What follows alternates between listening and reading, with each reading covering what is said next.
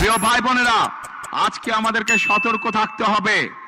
সতর্ক এই জন্য থাকতে হবে, গত এক যুগেরও বেশি সময় ধরে যেভাবে বাংলাদেশের মানুষের কথা বলার অধিকারকে কেড়ে নেওয়া হয়েছিল, বাংলাদেশের মানুষের ভোটের অধিকারকে যারা কেড়ে নিয়েছিল তারা তো দেশ থেকে ছেড়ে পালিয়ে গিয়েছে, কিন্তু তাদেরই এক সহযাত্রী তারা দেশে রয়ে গিয়েছে। বিভিন্ন সময় তারা দেশ স্বাধীনের পর থেকে, দেশ স্বাধীনের আগে থেকে বিভিন্ন সময় তারা বিভিন্ন রূপ ধারণ করেছে। এই রূপ ধারণকারী, বহু রূপ ধারণকারী তারা আজকে বিভিন্ন জায়গায় বিভিন্ন ষড়যন্ত্রে লিপ্ত হয়েছে, কারণ তারা বুঝে গিয়েছে সারা বাংলাদেশের মানুষ ধানের শীষের পক্ষে রায় দেওয়ার সিদ্ধান্ত নিয়েছে। সেই জন্যই তারা বিভিন্ন ষড়যন্ত্রে লিপ্ত হয়েছে। পত্রিকার পাতায়, বিভিন্ন সংবাদ মাধ্যমে আমরা দেখেছি তারা মা বোনদেরকে গিয়ে বিভ্রান্ত করছে, তাদের এনআই কার্ড নাম্বার নিচ্ছে, তাদের বিকাশ নাম্বার নিচ্ছে, ভিন্ন ধর্মের মানুষ যারা আছেন তাদেরকে গিয়ে বিভিন্নভাবে হুমকি ধমকি দিচ্ছে। পরিষ্কার ভাবে বলে দিতে চাই, একটু আগে যেভাবে বলেছি 71 সালে আমরা সকল ভাই বোন, সকল ধর্মের ভাই বোনেরা ঐক্যবদ্ধ থেকে দেশকে স্বাধীন করেছি। 2024 সালের গণ অভ্যুত্থানে আমরা সকল ধর্মের ভাই বোনেরা ঐক্যবদ্ধ থেকে স্বাধীনতাকে রক্ষা করেছি।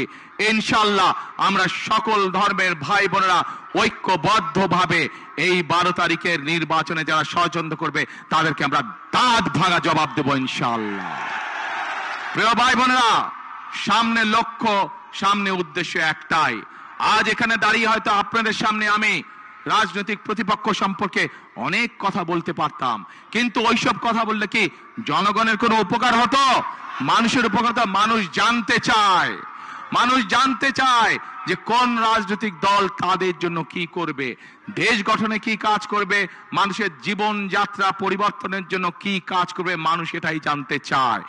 আজ একমাত্র বিএনপি একমাত্র দল যারা পরিষ্কার ভাবে দেশের মানুষের সামনে তুলে ধরতে সক্ষম হয়েছে যে বিএনপি মা বোনদের জন্য, নারীদের জন্য কি করবে, বিএনপি কৃষকদের জন্য কি করবে, বিএনপি তরুণ যুবকদের জন্য কি করবে, তরুণদের জন্য কি করবে, বিএনপি আগামী দিনের ভবিষ্যৎ শিশুদের শিক্ষা ব্যবস্থা কি করবে, বিএনপি এই দেশের মানুষের স্বাস্থ্য ব্যবস্থা সম্পর্কে কি করবে, সকল পরিকল্পনা বিএনপি জাতির সামনে উপস্থাপন করেছে।